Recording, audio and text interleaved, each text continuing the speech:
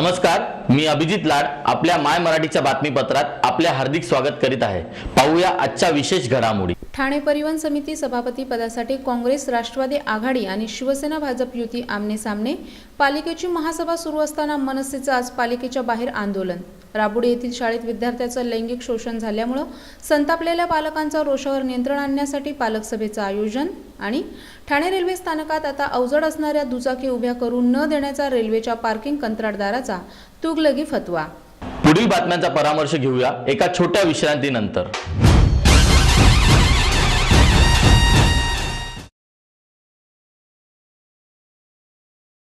ठाणे महानगरपालिका हद्दीत घर घेताय का?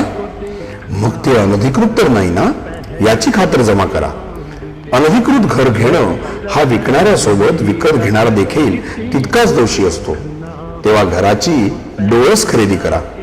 आपली कुठे फसवणूक तर होत नाही ना, यासाठी ठाणे महानगरपालिका मुख्यालयातील 4थ्या मजल्यावरील बांधकाम विभागात घराचा सर्वे नंबर, टिक्का नंबर याची खातर जमा करा। घराचं स्वप्न अवश्य करूया साकार, पण अनधिकृत घराचा नका करू कधीही विचार। अधिकृत घर म्हणजे उद्याची देखील निश्चिंती। अनधिकृत घराचे दार म्हणजे डोक्यावर कधीही तोडण्याची टांगती तलवार। जगणं तुमचं होऊ दे सुरेल गाणं।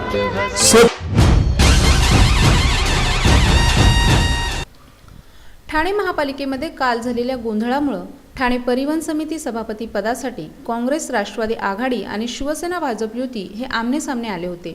ठाणे महापालिकेत कधी घडला नाही असा लाजवणारा कालचा प्रकार असल्याचं चित्र दिसून येत होतं। कोणत्या तरी खात्यावर जाऊन त्याचा कारभार सांभाळून पैसे खाण्यासाठीची ही चढाओढ होती। ठाण्यातील परिवहन सेवेचे 3:13 वाजले असून ती डबघाईला आले आहे। मात्र याकडे कोणत्याही राजकीय नेत्याचं लक्ष नसून याबद्दल कोणी आवाज उठवायलाही तयार नाही। परंतु सभापती पदासाठी मारामाऱ्या करण्यासाठी मात्र राजकीय नेते रस्त्यावर उतरले, म्हणून काल घडलेल्या या प्रकाराचा निषेध करण्यासाठी आज ठाणे महापालिकेची महासभा सुरू असताना मनसेनं पालिकेच्या बाहेर आंदोलन केलं। यावेळी मनसेच्या कार्यकर्त्यांनी संपूर्ण महापालिकेलाच वेढा घातला होता। पालिकेच्या चारही बाजूने मनसेचे कार्यकर्ते हातात काळे फलक घेऊन त्यावर काल घडलेल्या घटनेच्या निषेधार्थ संदेश लिहून उभे होते। तर याचबरोबर युद्धनौका विक्रांतला सत्ताधारी पालिकेने 5 कोटीची मदत करावी असा प्रस्ताव आणला असल्यानं आधी ठाण्यातील कामं पूर्ण करा, लोकांच्या मूलभूत गरजा पहिल्यांदा पुरवा, त्याच्यावर हे पैसे खर्च करा। विक्रांत हा विषय राज्य सरकार आणि केंद्र सरकारचा आहे आणि हे पैसे लोकांचे आहेत, ते असे उधळू नका। एकीकडे ठाण्यातील पालिकेचे कळवा शिवाजी रुग्णालयाची जी दुरावस्था आहे ती सुधारा। प्रत्येक ठिकाणी जो भ्रष्टाचार सुरू आहे तो थांबवा, या मागण्याही यावेळी करण्यात आल्या। राजकीय नेते किती स्वार्थी आहेत हे लोकांना समजण्यासाठी आपण हे आंदोलन करीत असून परिस्थिती बदलली नाही तर मग संपूर्ण ठाणे जिल्ह्यातून मनसैनिकांचा मोर्चा पालिकेवर काढू, मग पालिकेची एकही काच शिल्लक राहणार नाही असा इशारा यावेळी ठाणे मनसे कार्यकर्त्यांनी दिला। संकल्पना नाही, आपण जर पाहिलं तर हे महानगरपालिकेचं जो काय कारभार चालला आहे, गेल्या महानगर निवडणुकीत सत्ताधारी आणि विरोधक दोघे समसमान आहेत आणि निव्वळ सत्तेसाठी भांडणं, कालचा गोंधळ तुम्ही सगळ्यांनी पाहिलाच असेल। 3 महिन्याच्या सभापती पदासाठी हे लोक एकमेकाला मारण्यापर्यंत गेलेले आहेत। आणि हे सगळं कशासाठी आहे तर वेगवेगळ्या खात्यांमधून जो काय भ्रष्टाचार करायला यांना मिळतो तो भ्रष्टाचार व्हावा, पैसे खिशात जावेत, ह्या दृष्टीने हे सगळे चाललेले उद्योग आहेत। आणि आयुक्तसुद्धा ह्या गोष्टीला अतिशय चांगल्या पद्धतीने पाठपुरावा करतायत, त्यांना चांगलं समर्थन करतायत।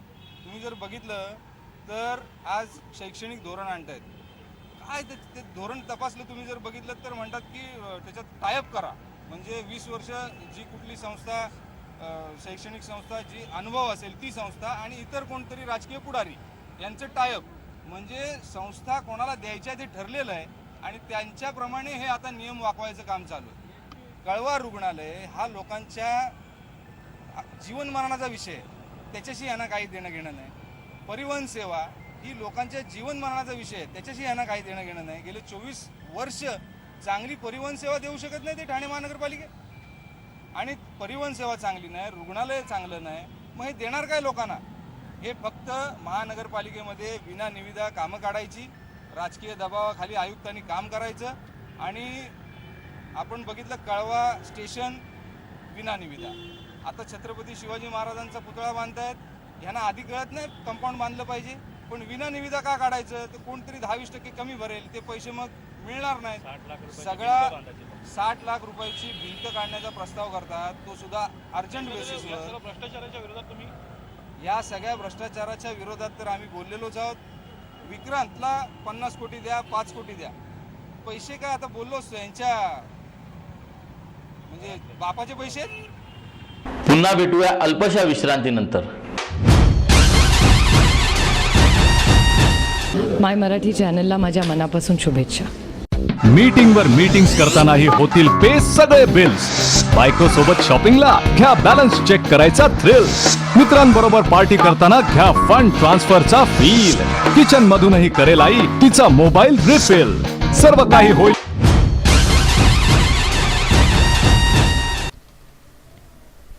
ठाणे महापालिकेच्या परिवहन सेवा सभापती पदासाठीच्या निवडणुकीसाठी अर्ज दाखल करताना शिवसेना आणि आघाडीच्या कार्यकर्त्यांमध्ये बुधवारी तुंबळ हाणामारी झाली. महायुतीच्या वतीनं प्रकाश कदम यांना उमेदवारी दिली असतानाही शिवसेनेचे शैलेश भगत बंडखोरी करत विरोधी पक्ष असलेल्या आघाडीच्या वतीनं उमेदवारी अर्ज दाखल करत असल्याचं समजल्यानं या दोन्ही पक्षांच्या कार्यकर्त्यांमध्ये महापालिका मुख्यालयातच हाणामारी झाली.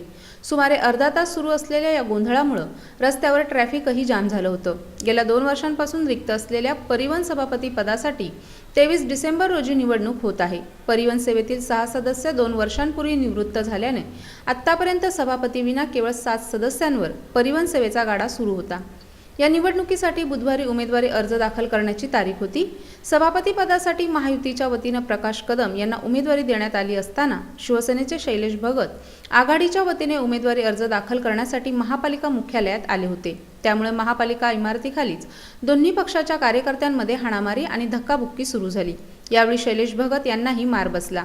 त्यानंतर कार्यकर्त्यांना आवरण्यासाठी मोठ्या प्रमाणात पोलीस आणि शीघ्र कृती दलाला पाचारण करण्यात आलं. शैलेश भगत यांनी पोलीस संरक्षणामध्येच अर्ज दाखल केला आणि त्यांच्यासोबतच कसेबसे महापालिकेच्या बाहेर पडले. त्यानंतर शिवसेनेचे अधिकृत उमेदवार प्रकाश कदम यांनीही आपला उमेदवारी अर्ज दाखल केला. नाही, या ठिकाणी शिवसेनेला कुठल्याही प्रकारचं नुकसान नाही आहे, परंतु ज्या कार्यकर्त्याला पक्ष उमेदवारी देते तेव्हा कोणाची तरी उमेदवारी त्या ठिकाणी अन्याय होत असतो. अनेक कार्यकर्ते काम करत असतात, त्यांच्या बदली त्याला त्या ठिकाणी उमेदवारी दिलेली असते, त्याला मानाचं पद दिलेलं असतं. आणि ऐन क्षणी निवडणुकीच्या वेळी जर एखादा सदस्य जर कोण किडनॅप करत असेल, धाकधपटशाही दाखवून त्याच्या कुठेतरी धंद्यावरती अतिक्रमण करून धंद्याची भीती दाखवून त्याला जबरदस्तीने या ठिकाणी फॉर्म भरायला लावत असेल तर ते चुकीचं आहे.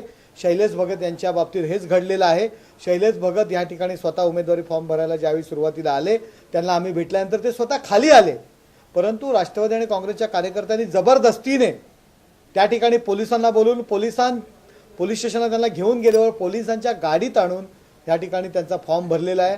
फॉर्म भरलेल्या ठिकाणी सुद्धा मी राष्ट्रवादी काँग्रेसला मतदान करणार नाही, मी त्यांच्याबरोबर नाही असे शब्द उच्चारत असताना सुद्धा मला आमच्या पदाधिकाऱ्यांना भेटायचं आहे. शैलेश भगत यांचा सख्या भावाला सुद्धा, चुलत भावाला, सख्या भावाला, घरच्या लोकांना सुद्धा शैलेश भगत यांना भेटून दिलं नाही. याचा अर्थ काय होतो की शैलेश भगतवरती कुठलं तरी दडपण आणलेलं आहे आणि त्या दडपणाच्या ओझ्याखाली त्यांना या ठिकाणी फॉर्म भरायला लावलेला आहे. परंतु आम्हाला आशा आहे की शैलेश भगत कुठल्याही प्रकारे त्यांच्या आमिषाला बळी पडणार नाही आहेत आणि जे आघाडीने केलेलं ते चुकीचं आहे. नाही, आजचा जो प्रकार या ठिकाणी बघितल्यानंतर की सेना किती हतबल होते या ठिकाणी, की सेनेला एखादं जर गोष्ट त्यांच्या हातातनं निघून जायला लागली की सेना किती पायाखालची माती किती वाळू किती घसरून जाते हे प्रत्यक्ष सर्वांनी त्या ठिकाणी बघितलेलं असेल. आणि वास्तविक पाहता जर बघायला गेलं तर स्टँडिंग कमिटीची जी निवडणूक होती त्या निवडणुकीमध्ये आमचाही उमेदवार ह्या लोकांनी जो सदस्य फोडला होता आणि त्या ह्याच्यात आम्ही एवढं त्या ठिकाणी सिरियसनेस आणि बाकीच्या गोष्टी त्या ठिकाणी घेतल्या नव्हत्या. पण आजचा प्रकार या ठिकाणी बघितला तर तो खरोखर एक वाईट मेसेज त्या ठिकाणी जाण्यासारखा आहे की जी गोष्ट या ठिकाणी की सेनेचा सदस्य त्या ठिकाणी होता आणि त्यांनी नुकतंच राष्ट्रवादी काँग्रेसमध्ये प्रवेश केला होता आणि त्या याच्यामधनं सदस्य हा परिवहन सेवेचा होता आणि त्यामध्ये असताना जी सेनेच्या हातातनं गोष्ट निघून परिवहनची सभापती निघून जाईल आणि परिवहनची सत्ता त्या ठिकाणी हातातनं निघून जाईल म्हणून हे जे आटापिटा चालू होतं की सर्व शिवसैनिकांनी ज्या उमेदवाराला त्या ठिकाणी मारण्याचा प्रयत्न केला आणि त्या मारत असताना मग आम्ही सोडून ते पोलिसांच्या ताब्यात देऊन आणि पोलिसांच्या प्रोटेक्शनमध्येच त्या ठिकाणी त्यांचं उमेदवारी फॉर्म त्या ठिकाणी अर्ज भरलेला. ठाण्यातील राबोडी येथील शाळेत विद्यार्थ्याचं लैंगिक शोषण झाल्यामुळे संतापलेल्या पालकांनी बुधवारी शाळेच्या प्रशासनाला चांगलंच फैलावर घेतलं. अशा घटना रोखण्यासाठी शाळेने नेमकी कोणती उपाययोजना केली आहे याचा जाब पालकांनी विचारला. या प्रकाराची धास्ती घेत काही पालकांनी आपल्या मुलांना 3 ते 4 दिवस शाळेतच पाठवलेलं नाही. राबोडी येथील एका शाळेत शिपायानं विद्यार्थ्याचं लैंगिक शोषण केल्याचा प्रकार नुकताच उघडकीस आला. त्यामुळे पालकांमध्ये असुरक्षिततेची भावना निर्माण झाली आहे. पालकांमधील नाराजी पाहून बुधवारी शाळेच्या प्रशासनानं पालक सभा आयोजित केली होती. या सभेत सर्वांचंच मन द्रवलं ते पीडित विद्यार्थ्याच्या आईच्या निवेदनानं. दुर्दैवानं हा प्रसंग आमच्या मुलावर ओढवला आहे, तो भविष्यात आणखीन कोणावर ओढवू नये यासाठी आम्ही आवाज उठवला असल्याचं त्यांनी सांगितलं. या प्रकरणात पोलिसांकडून सहकार्य मिळालं असलं तरी शाळेने मात्र काहीसे बोटचोबे धरून स्वीकारल्याचा आरोप यावेळी करण्यात आला. घडलेला प्रकार किरकोळ स्वरूपाचा असल्याचा देखावाही करण्यात आला. या विद्यार्थ्यानं आरोपीला ओळखलं त्याचवेळी शाळेच्या व्यवस्थापनाने कठोर भूमिका घ्यायला हवी होती अशी खंत त्यांनी व्यक्त केली. जोपर्यंत शाळेकडून मुलांच्या सुरक्षेबाबत ठोस उपाययोजना केल्या जात नाहीत तोपर्यंत मुलाला शाळेत पाठवणार नाही अशी भूमिकाही त्यांनी घेतली. पालकांमधील संतापाची भावना पाहता शाळेच्या व्यवस्थापनानं यापुढे असे प्रकार घडणार नाहीत याची काळजी घेण्याचं आश्वासन दिलं. पुढील महिन्यात शाळेत आवश्यक त्या ठिकाणी CCTV बसवण्याचंही यावेळी जाहीर करण्यात आलं. मुलांवर लक्ष ठेवण्यासाठी महिला सेविका नेमण्याचंही आश्वासन शाळेने दिलं.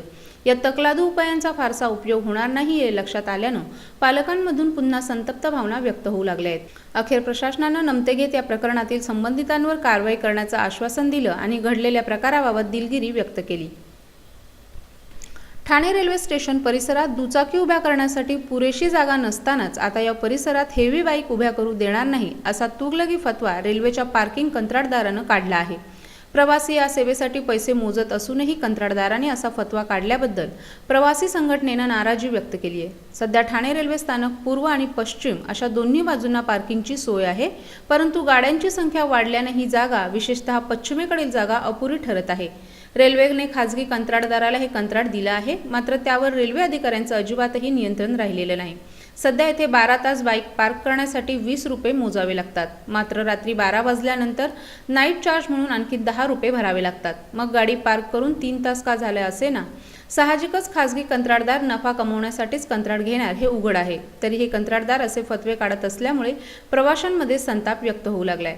पल्सर, स्टनर, बुलेट, अव्हेंजर आणि करिश्मा यांसारख्या अवजड बाईक पार्क करून घेतल्या जाणार नाहीत असे फलक कंत्राटदाराने स्टेशन परिसरात लावले आहेत. पार्किंगसाठी पैसे आकारले जात असताना अशी बाईकची सक्ती कशी लागू करता येईल असा सवाल प्रवासी संघटनेच्या नंदकुमार देशमुख यांनी केलाय.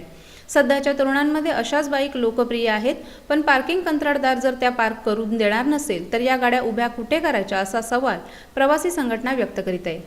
पुन्हा भेटूया अल्पशा विश्रांतीनंतर. माय मराठी चॅनलला माझ्या मनापासून शुभेच्छा. मीटिंगवर मीटिंग्स करतानाही होतील पे सगळे बिल्स. बायको सोबत शॉपिंगला घ्या बॅलन्स चेक करायचा थ्रिल. मित्रांबरोबर पार्टी करताना घ्या फंड ट्रान्सफरचा फील. किचन मधूनही करेल आई तिचा मोबाईल रिफिल. सर्व काही होईल शक्य जर असेल हाती TJSB मोबाईल बँकिंग.